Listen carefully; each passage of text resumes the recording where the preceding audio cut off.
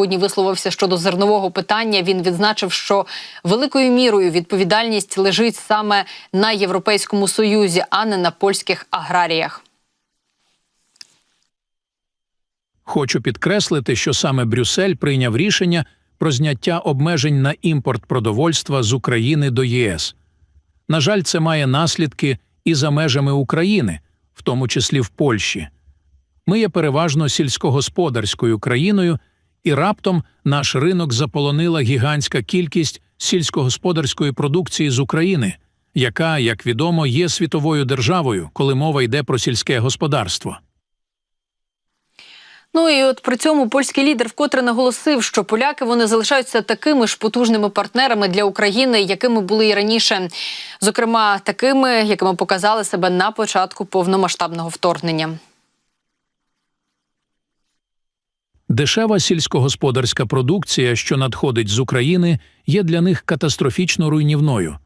Однак не слід плутати дві речі – те, як поляки допомагали і допомагають українським біженцям з одного боку, і політичні питання з іншого. Люди відкрили свої серця, вони впустили українських біженців до своїх домівок, вони дають українцям роботу в Польщі, вони піклуються про них різними способами. Це питання людських стосунків, добрих стосунків між людьми.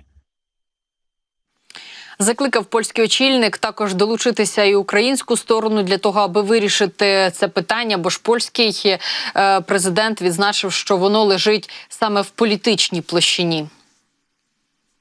У цій сфері ми маємо питання експорту української сільськогосподарської продукції, яке, по суті, є політичним питанням, яке, звичайно, зачіпає простих людей, простих фермерів.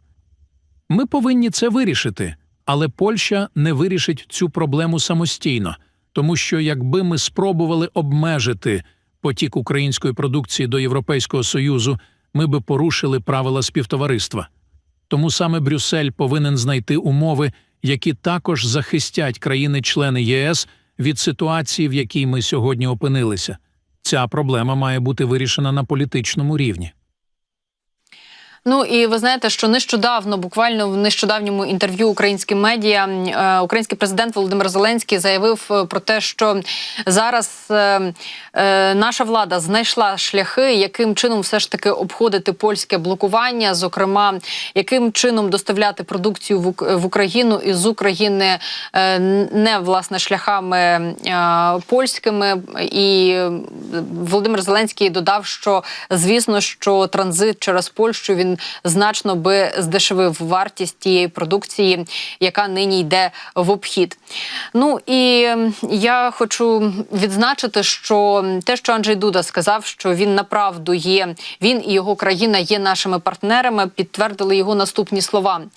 Він зазначив, що нині в Київ потребує постійної і нескінченної допомоги наших союзників. Про це він сказав в інтерв'ю литовському медіа. І от польський президент відзначив, що останнім часом дійсно все частіше лунають якісь такі пропозиції в бік України йти на так звані мирні перемовини. Попри те, що українська сторона і українська влада досить чітко висловила свою позицію, що жодних мирних перемовин, поки є війська на території України, що жодних мирних перемовин вестися із Росією не може, не буде. І, як сказав Анджей Дуда, що ось це проблеми ці з постачанням зброї, ухваленням нових пакетів допомоги, що це є таким собі мовчазним тиском на Київ. Зокрема, я зацитую, що сказав польський президент: «Я прагматично ставлюся до безпеки Європи та східного флангу НАТО.